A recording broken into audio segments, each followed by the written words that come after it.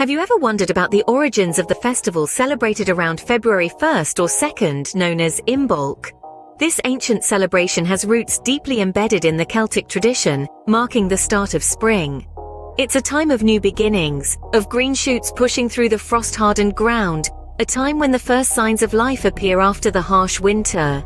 Imbolc is more than just a celebration of the seasonal shift. It is one of the 8 Sabbats observed in the Wheel of the Year, a powerful symbol representing the cyclical nature of life, death, and rebirth. Each Sabbat holds its own significance, its own magic, and Imbolc is no exception. So as the winter snows melt away, we are reminded of the cycle of life, of the ebb and flow of seasons, of the perpetual dance of the sun and moon. And so, as the wheel turns, we find ourselves at the dawn of spring, ready to celebrate Imbolc. But did you know that this festival is also known by other names such as Brigid's Day and Candlemas? Imbolc's transformation into Brigid's Day and eventually Candlemas is a fascinating journey through time and cultures. Imbolc, celebrated at the beginning of February, was originally a pagan festival marking the first signs of spring. As Christianity spread throughout Europe, these pagan traditions were often absorbed and adapted. In Ireland, Imbolc became associated with Saint Brigid, a figure who straddles both pagan and Christian traditions.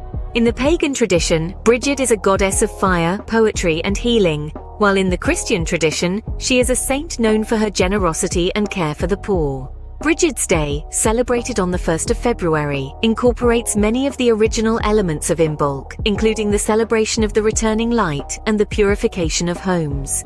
As Christianity spread even further, Brigid's Day evolved into Candlemas, a festival celebrated on the 2nd of February. Candlemas is a Christian holiday that commemorates the presentation of Jesus at the temple and the purification of the Virgin Mary, according to Jewish law. The festival is often marked by the blessing and lighting of candles, reflecting the same themes of light and purification found in Imbolc and Brigid's Day. So, despite the changes in name and religious context, the core elements of Imbolc have remained remarkably consistent. The festival, whether it is known as Imbolc, Brigid's Day, or Candlemas, continues to celebrate the return of light after the darkness of winter and the purification and renewal that comes with the onset of spring. These overlapping traditions remind us of the cyclical nature of life, death, and rebirth embodied in the Wheel of the Year. They serve as a bridge connecting us to our ancestors, who also looked forward to the promise of spring after a long, cold winter.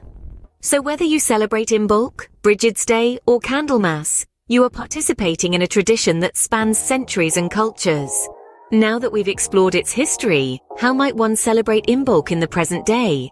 Imbolc, although ancient in its roots, continues to be celebrated today with practices that echo the spirit of the original festival. The essence of Imbolc, welcoming the spring and celebrating rebirth, is embodied in many modern customs that have evolved over time.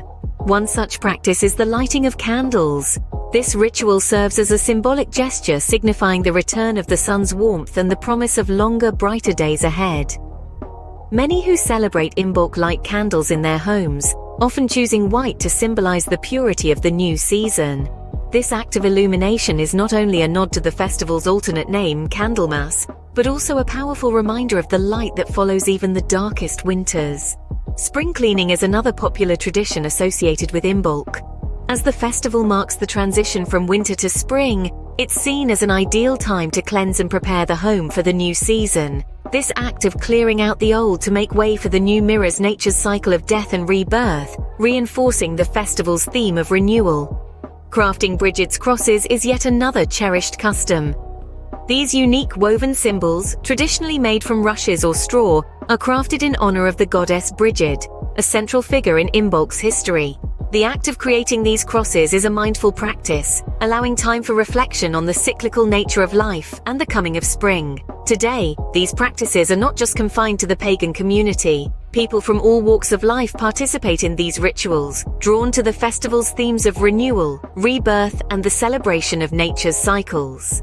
So as the days begin to lengthen and the first signs of spring appear, remember the ancient roots of Imbolc and consider how you might celebrate this time of renewal. Before we part ways, let's quickly recap what we have learned today. We've journeyed through the origins of Imbolc in the Celtic tradition, witnessed its metamorphosis into Brigid's Day and Candlemas, and explored contemporary ways to celebrate this midwinter festival.